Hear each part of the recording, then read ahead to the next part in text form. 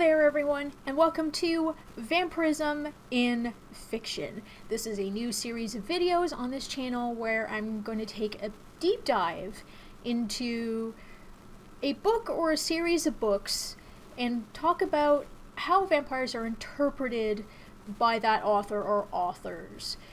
Everything from how one becomes a vampire, to what traits they have, to the powers that they have, to the weaknesses they have, and of course, how to kill them, if it's possible.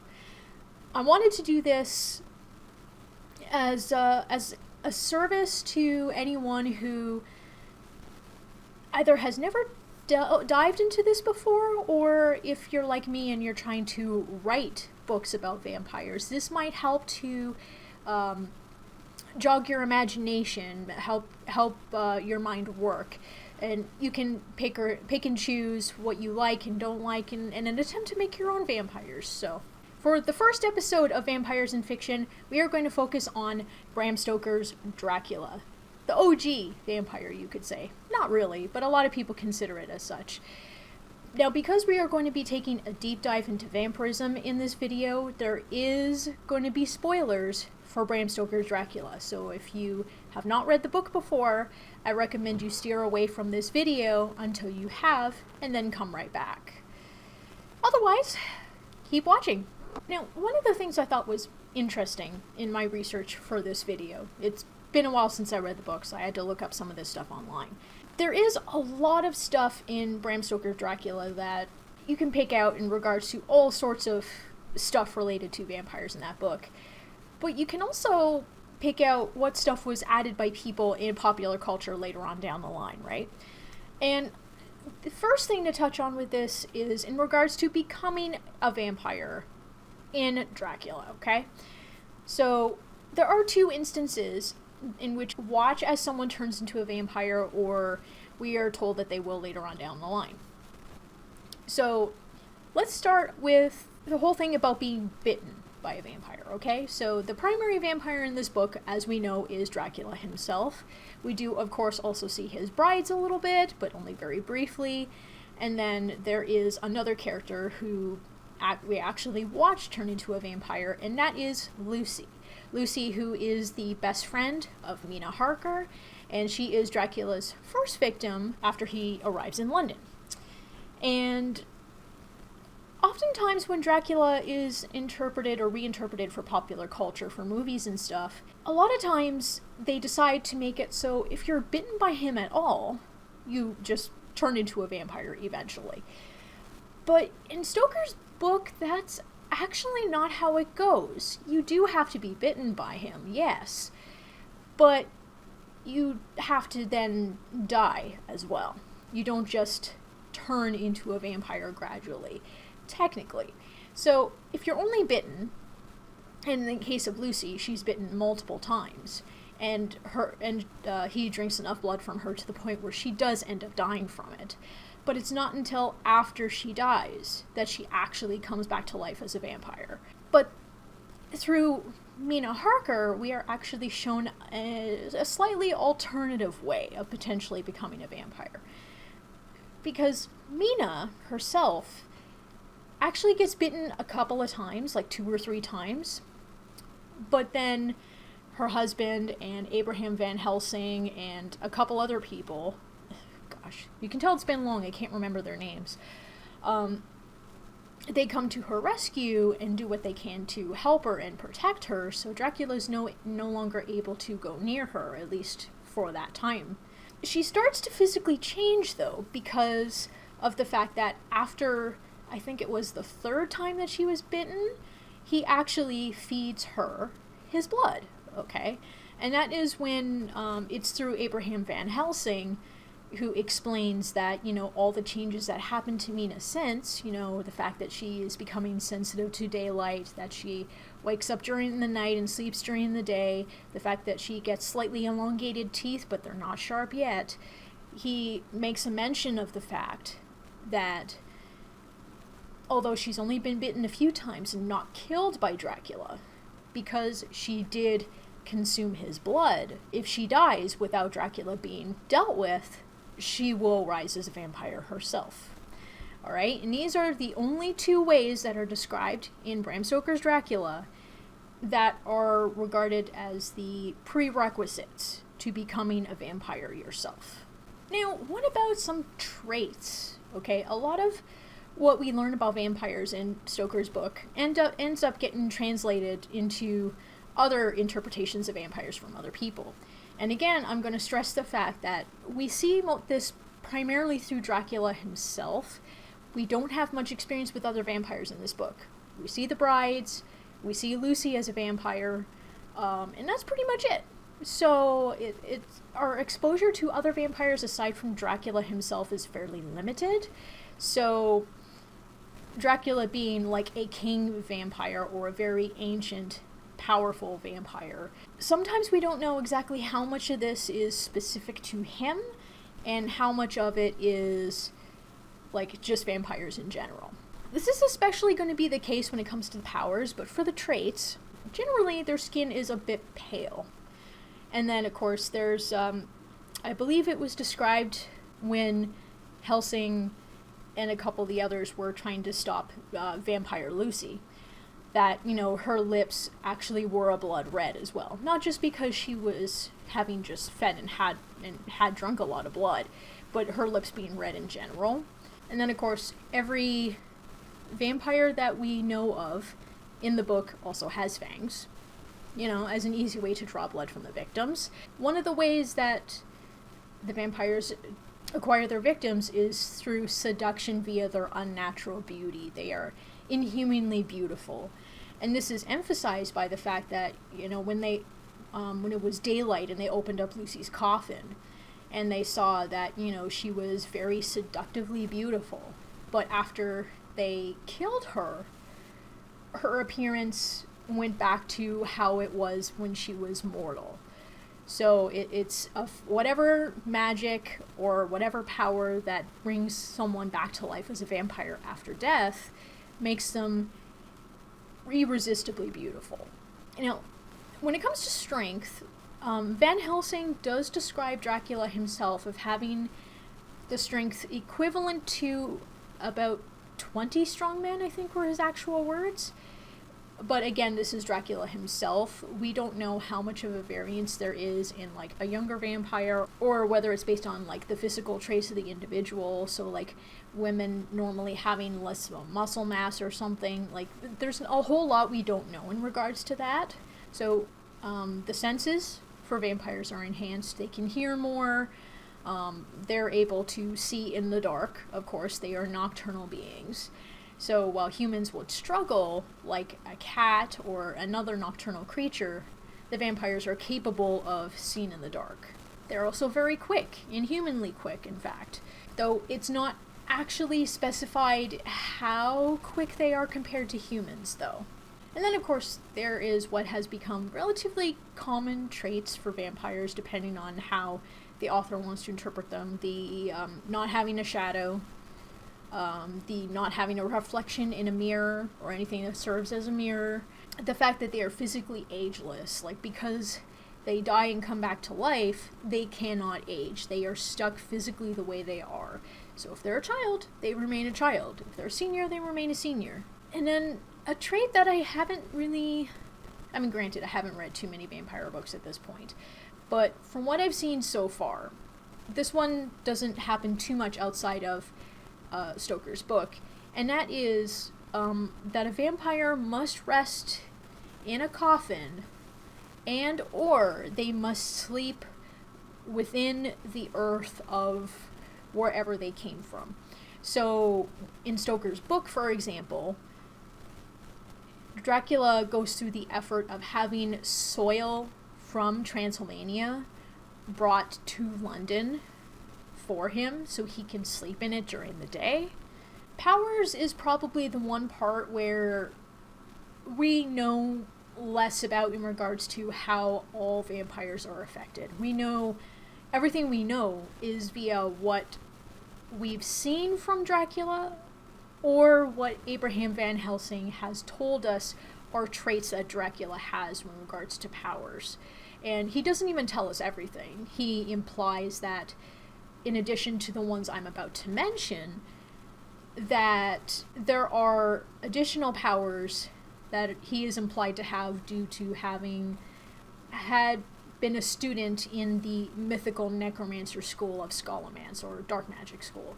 Hypnotism. This is something that we see quite a bit. We see this particularly in regards to when Dracula is trying to seduce and drink from Lucy.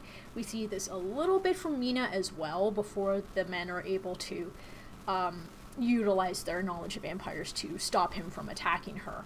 This hypnotism, I believe, is connected to the next power I'm going to list, which has to do with telepathy, right?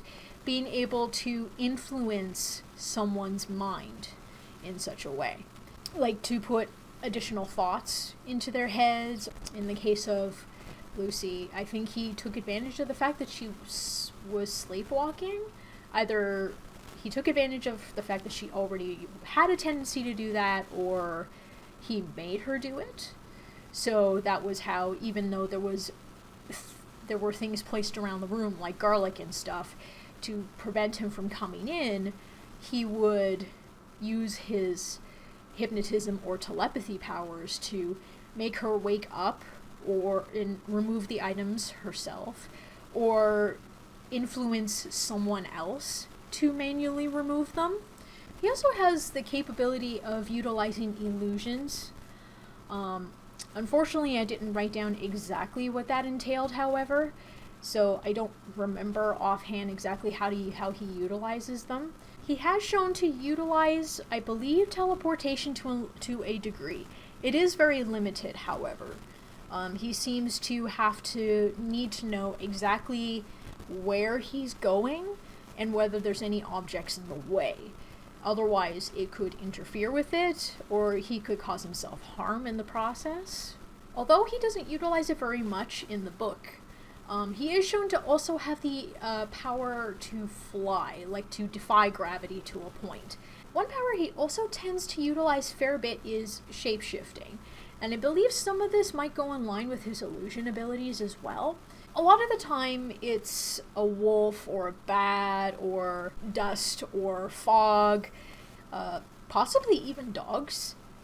But he's also utilized his shape-shifting abilities to impersonate other people, like Jonathan Harker, for example, or the coachman of the coach itself. I think that brought him to Dracula's castle in the first place, that brought John Harker there, as well as the doorman of Dracula's castle.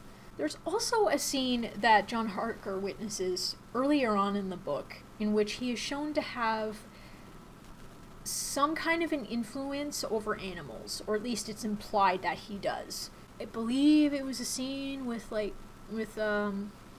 woman and her infant or something, and she tried to get into the castle or tried to escape or something. And I think he influenced some of the animals to attack and kill them. And then possibly one of the scenes in the book that stands out the most, at least to me it did when I read it, is the fact that when he was described as climbing in and around the castle itself, John Harker could see him do this outside the window of his guest room, that he seemed to be doing it like a reptile. Like someone who, in a way that a human wouldn't be able to twist their body in such a way. It was a very inhuman way of crawling around the walls and the towers of the castle. And I thought it was intriguing, but in lore, in the story, it really, really upset Jonathan Harker. And then I think there's one other power I can mention that has been in the book the whole time, but I don't see very often either, and that is Dracula's influence over the weather. Because he comes to London via a boat, a ship, right? And when the ship docks, it's daylight. It's daytime. And in order to reduce his sensitivity to the sun, the light, whatever, he influences the weather to either become stormy or foggy, anything that can block out the light of the sun to a point to allow him to move around during the day. Because that's another thing you don't see in interpretations of Dracula very much, is the fact that in the original book, in Stoker's book, Dracula is capable of walking around outside during the day. He is considerably weaker, but he can, and indeed does. He is, however, the only vampire shown to do that, though. Now, let's touch on the weaknesses that we know of from Stoker's book. We know that if a vampire is deprived of blood for too long, it could potentially have a negative effect on them. This is, I believe, also shown in the book. Having their bloodlust can sometimes cloud their judgment, send them into a frenzy. It's described that various holy symbols, especially crosses, there's a lot of Christian or Catholic influences in this regard. This is the lens through which it's interpreted as, that do have an influence on Dracula to a point. I don't remember if we see this much in regards... We do see this a little bit in regards to Mina, I know for sure.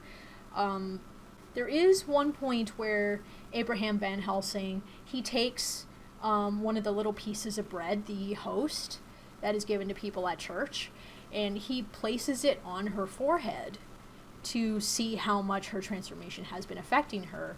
And it, in fact, burns her and leaves a mark on her forehead. So that's an example of how that goes.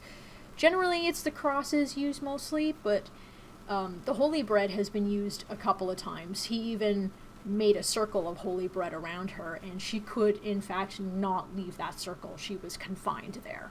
It is shown that vampires in Stoker's book enter a death-like sleep of sorts. They're not asleep in the traditional sense, but they, when they lie down, they are basically immovable during the day for the most part. They sleep with their eyes open. So, like when John opened the coffin that Dracula was sleeping in, when he was still a guest in Dracula's castle, he saw the eyes were still open. This was also the case when Van Helsing and the men who were helping him, when they opened up the coffin that Lucy was sleeping in, her eyes were also wide open. Now, I touched on sunlight a little bit already, but for this point I'm going to reiterate it a bit. The fact that vampires are greatly weakened during the day, especially when there's sun out. The only exception described is actually midday. For some reason, midday they are stronger than the rest of the time during the day. It's not exactly explained as to why, so far as I'm aware.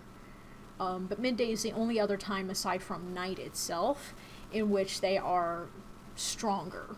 And of course, another common thing we see in vampire fiction, thanks to Stoker's book, is garlic. The fact that a piece of garlic or strings of garlic can be hung somewhere and can deter Dracula or other vampires from coming and going. This is one of the things that was removed, I think, under Dracula's influence when he was still going after Lucy. I believe there was like a string of garlic hung by her window or over her window or something, and either a servant of the household or Lucy herself were influenced by Dracula to manually remove it so he could enter. I don't remember if this is actually shown in the book per se, but Abraham Van Helsing does mention at one point that vampires can't cross running water on their own.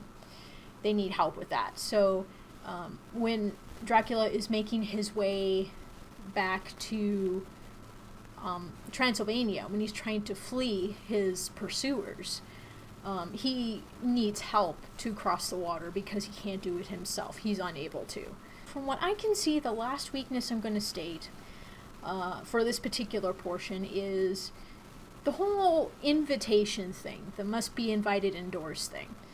I'm not entirely sure where that might stem from. I find it kind of unusual, but I suppose Stoker had to find a way to kind of add a layer of protection or something, because when you think about it, Dracula's really strong, right? And he's able to do a lot of things, so if he's unable to enter a place without getting invited, then that in theory provides a layer of protection. Like I said in an earlier point, he can influence people to alter that, like influence someone to allow him to come in, for example, but without them actually verbalizing it. Like, they have to actually verbalize it.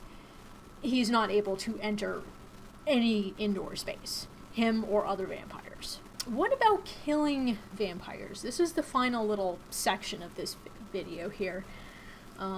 This is also in line with weaknesses, but since I have a separate section for killing them, I chose to put it here. Possibly one of the most common ways in fiction to kill a vampire, particularly since Stoker's book, has been by using a wooden stake. I don't know, correct me if I'm wrong, but I think in a lot of reinterpretations it's just been like a general wooden stake that has been used. But Stoker, in his book, he actually said that it is preferenced that the stake be made of white oak, specifically. Other stakes can be used, but apparently white oak is most effective. Another so-called effective way to kill a vampire is through decapitation. When they kill vampire Lucy, they, if I remember correctly, they stake her and then they actually behead her, I think? I could be remembering that wrong, but I do remember them beheading a vampire. Pretty sure it was her. Another common thing that Stoker introduced in his book in regards to vampires that has been used for many since is the fact that fire is fatal. It's not exactly described exactly why it's fatal, but it could be another one of the spiritual or religious references of the fact that fire is regarded as something that cleanses evil. So because Dracula is evil, it's probably because of that he and other vampires are highly sensitive to fire. And then in regards to what happens just after they die, this is a little bit different depending on who you're referring to. So when Lucy as a vampire was killed, she reverted back to her original corpse, the way she was supposed to be as a corpse, because she was very much a newborn vampire. She had only been, I think, a vampire for a couple of days before they actually killed her. But with Dracula, he was a vampire for 400-ish years, I think. So when they killed him, his body actually dissolved into dust. So from this, we can basically concur that the older the vampire is, the more fragile the body is upon death, which would imply the difference. Now, overall, I feel that you can't doubt the fact that Bram Stoker's book has been highly influential on vampire fiction and vampire media in general. So many have pulled their own, have pulled from it in some way or another and made it their own. I personally was pretty intrigued to research all this and learn about it and take a much closer look at it, and I hope you enjoyed this too. Alright, so that will end this first inaugural episode of Vampirism in Fiction, featuring the novel Dracula by Bram Stoker. I hope you enjoyed this video, this discussion, this analysis of what the OG vampire Dracula brought to the subgenre of vampire fiction as a whole. Stay tuned for the next episode of Vampirism in Fiction, where we will talk about Salem's Lot by Stephen King. I hope you will join me then. Thank you for watching this video, and have a good one. Bye!